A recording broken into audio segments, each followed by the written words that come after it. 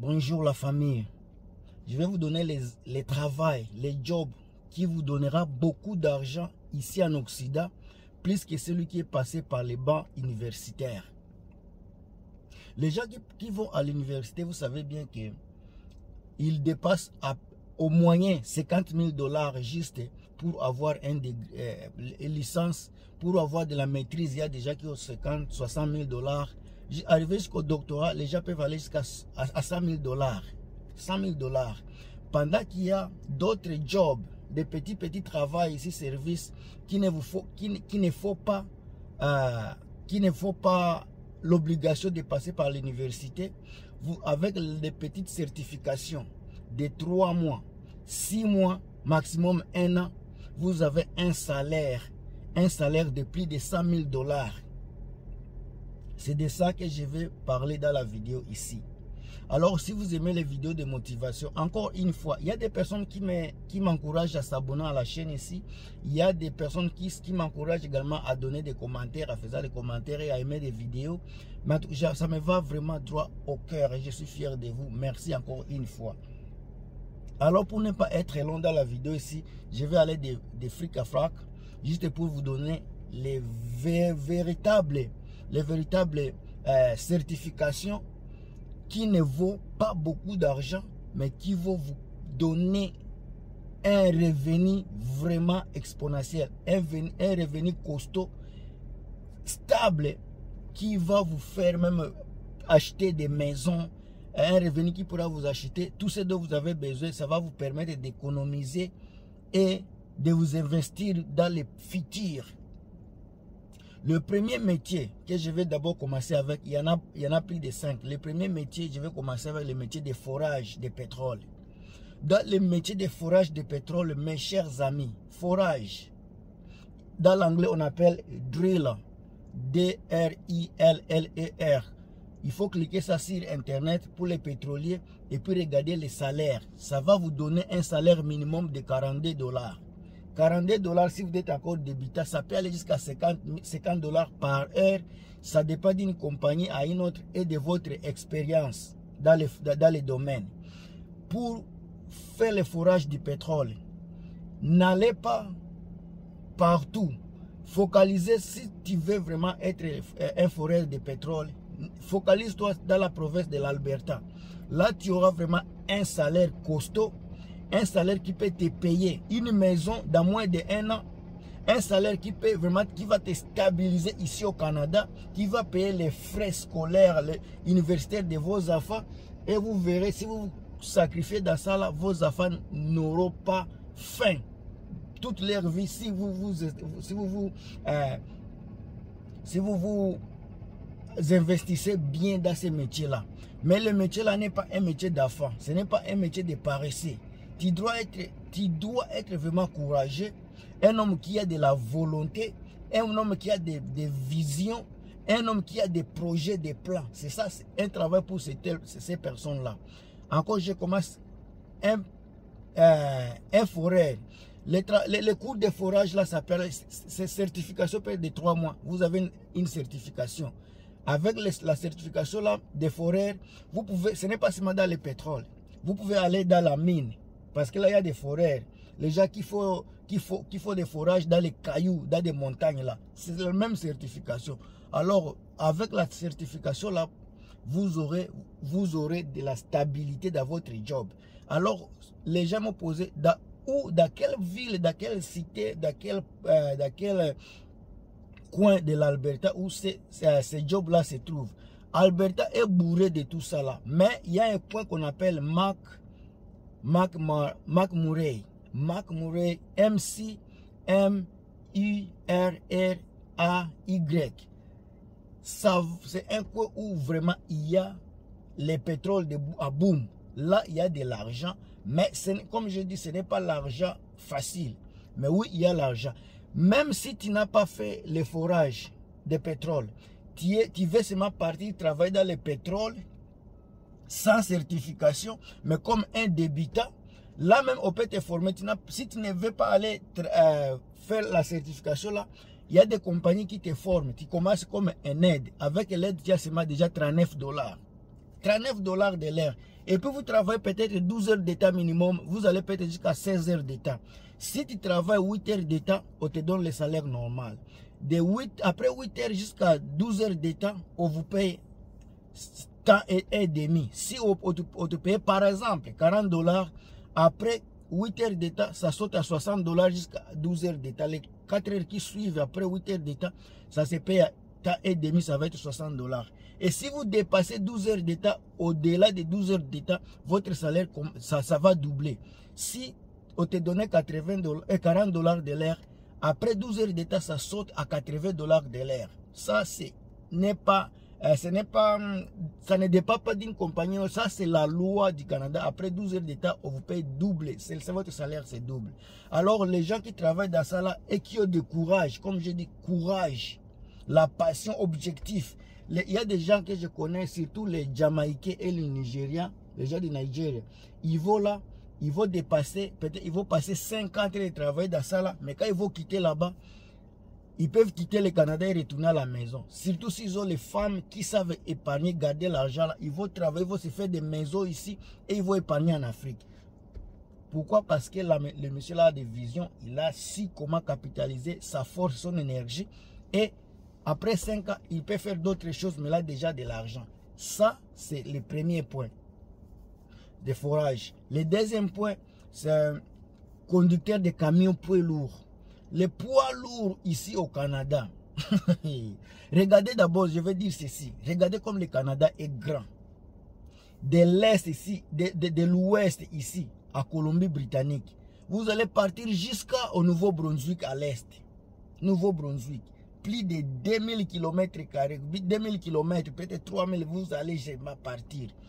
Là, avec le nombre de populations que le Canada a, donc il y a manque de main-d'œuvre. On a manque de main-d'œuvre de conducteurs. Regardez au nord jusqu'au sud.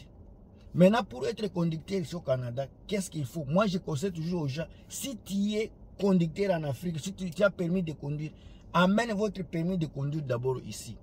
Et je sais que chaque pays est différent. Et puis les conditions climatiques du Canada ne sont pas de l'Afrique. On peut avoir les routes qui glissent pendant l'hiver. Je sais que ça va être différent. Mais dès que vous arrivez ici avec votre permis, vous pouvez prendre encore une petite formation de conduire ici pendant 3 mois, 6 mois. Exemple 6 mois. Pour vous familiariser avec les systèmes de conduite ici au Canada. Maintenant avec ça, ça dépend de ce que vous faites. Il y a les gens qui conduisent province à province. Il y a des conducteurs qui sont des locaux, qui conduisent seulement à l'intérieur. Il y a des conducteurs qui vont dans d'autres provinces. Il y a des conducteurs également qui vont aux États-Unis ou bien à Mexique. Ils traversent la frontière. Ça là, ça paye différemment. Je pense que celui qui travaille localement, on le paye moins par rapport à celui qui va à l'extérieur. Donc, j'avais un voisin avant, ça fait plus de 5 ans. C'était un conducteur de poids lourd. Quand lui, il était ici, il a préféré, il laissait sa famille là. Lui, il conduisait d'ici à Vancouver, à l'ouest du Canada, jusqu'à New York. Il partait jusqu'à New York. Quand il voyage, c'est peut-être pour 2 semaines. On le voit, on va aller peut-être une semaine, décharger, prendre d'autres marchandises et venir ici 2 ou 3 semaines. Donc le monsieur là, il avait dit lui, il ne peut pas travailler autre job. Tout ce qu'il va faire, c'est seulement faire ça là. Le jour il sera fatigué, il va faire autre chose. Donc il s'est retrouvé bien dans la conduite des poids lourds. Mais alors, ce que moi je connais des poids lourds, et c'est ce que les gens disent sur les réseaux sociaux, le meilleur moyen c'est avoir son propre camion. Parce que là, vous dirigez seul. Maintenant, hélas, il y a ceci. Les gens vont me poser la question, comment ils vont faire pour avoir des camions puisqu'ils sont nouveaux, ben c'est là. Là, mes chers amis, la famille, on ne vient pas ici directement à l'échelon 10. On commence sur la petite échelle. Niveau 1, niveau 2, niveau 3 et graduellement on arrive là. Si tu es conducteur et que tu veux avoir beaucoup d'argent, tu vas commencer d'abord à être conducteur de quelqu'un. Ici, ce sont les crédits qui fonctionnent bien. Si tu as un beau crédit, tu arrives ici après 3-4 ans, ton crédit est vraiment beau. Tu ne prends pas beaucoup de dettes par-ci par-là, donc ton crédit est bon. Après 4-5 mois, on peut t'apprêter l'argent, peut-être $100 000. Maintenant, $100 000, peut-être camion, c'est 80 000 exemples. Ou bien tu peux acheter camion, Ça peut être un camion de 120 000 $, ou 300 000, je ne sais pas les prix. Maintenant, avec le crédit là, tu peux payer mensuellement, petit à petit, tu payes. Mais quand tu as un camion là, maintenant, comme ici, encore une fois, comme ici là, il y a les quoi là, il y a les ports de Vancouver, c'est grand. Ça alimente toute l'Afrique, toute l'étendue de l'Amérique du Nord. Donc tu peux prendre des marchandises ici, tu les amènes à Mexique. Tu peux prendre la marchandise à partir d'ici, tu les amènes aux États-Unis. Tu peux prendre la marchandise à partir d'ici, tu amènes ça au Québec ou à l'est du Canada ou bien au nord du Canada. Donc tu contrôles, c'est toi qui fixes les prix, c'est toi qui... Donc tu vois, c'est comme ça là. Et puis les avantages de conduire camion là, c'est quoi? À chaque fois où tu vas partir, tu es comme touriste. Tu es comme touriste. Quand tu vas aux États-Unis, tu vas visiter partout où tu vas passer. Si tu vas traverser trois États, si tu vas visiter tous les 3 États là. Si tu conduis la marchandise de Vancouver ou bien à Montréal, ou bien de Montréal à Vancouver, tu vas traverser le Canada, de l'Est jusqu'à l'Ouest. Le centre, tu vas visiter partout. Donc tu es comme touriste et puis on te paye pour ça. Donc tu fais le tourisme du pays, soit du continent, de l'autre pays, et tu es toujours payé. Ça, c'est un avantage. Et puis le deuxième avantage également, c'est celui-ci. Tu es ton propre patron. Les jours où tu ne veux pas travailler, tu ne travailles pas. Les jours où tu veux travailler, tu travailles. Et si il se faisait que tu peux faire louer ton camion là, tu peux faire louer quelqu'un va conduire, toi tu reçois seulement l'argent. Tu devais seulement réceptionniste. Tu vois, il y a beaucoup d'avantages dans ça là. Encore une fois, tout ce qui donne beaucoup d'argent ici en Occident, ici au Canada, ce n'est pas des choses gratuites. Il y a toujours la main de donner et de recevoir. Donc, ce n'est pas quelque chose de facile. Il y a toujours des stress. Imagine-toi, si tu es conducteur de poids lourd, tu vas partir dans d'autres provinces, seul. Tu vas laisser ta femme, tu vas laisser tes enfants. Tu vas conduire pendant des semaines. Tu seras loin de tes enfants. Les côtés négatifs, tu seras loin de tes enfants.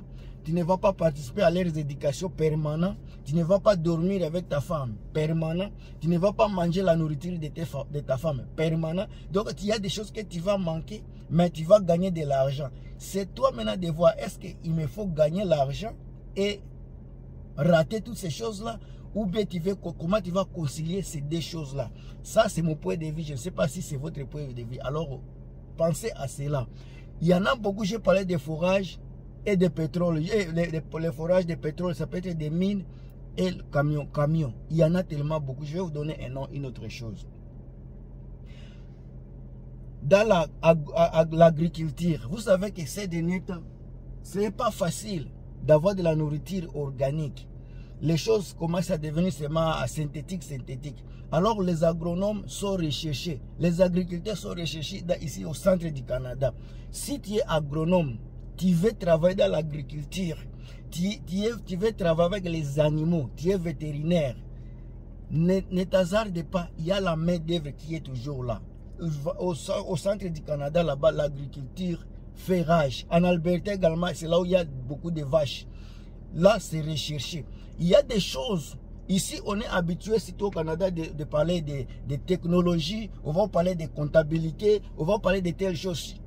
Tellement qu'on est habitué dans nos pays d'origine, que si tu es enseignant, tu travailles dans le bureau, c'est là où ça convient pour quelqu'un dans une société.